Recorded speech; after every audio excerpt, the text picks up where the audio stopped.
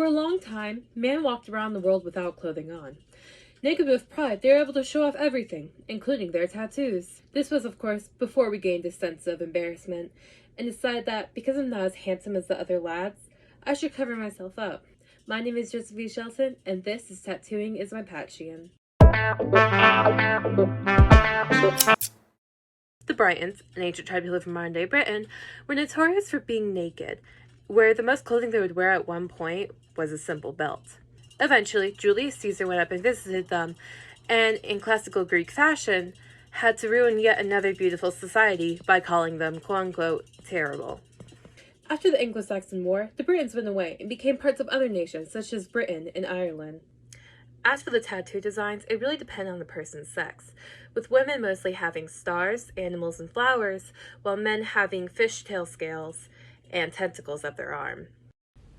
For today's patch, it's a design found on a woman's breasts, and yes, the placement is intentional. I'm going off of a sketch because there are no mummies nor photos to show us what they really looked like. Instead, we can only go off of sketches. Because of them, many question as to whether or not they just painted themselves with blue paint or tattooed. But many say they tattooed. As to whether or not that is right will remain a mystery, but what will not remain a mystery is how great Tendatronic's 1989 hit song Pump Up the Jam is.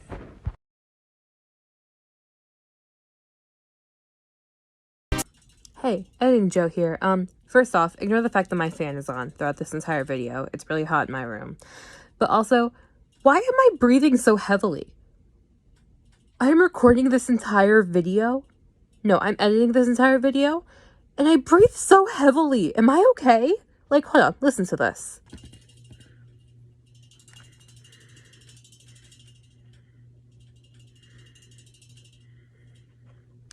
I sound like I just ran a 4K. I did not just... What am I doing? Why am I breathing so heavily? Am I okay? Tomorrow's patch will look horrible, however that is completely intentional, due to the fact that we will be exploring the British, who, thanks to them, America is now one of the most tattooed countries in the world.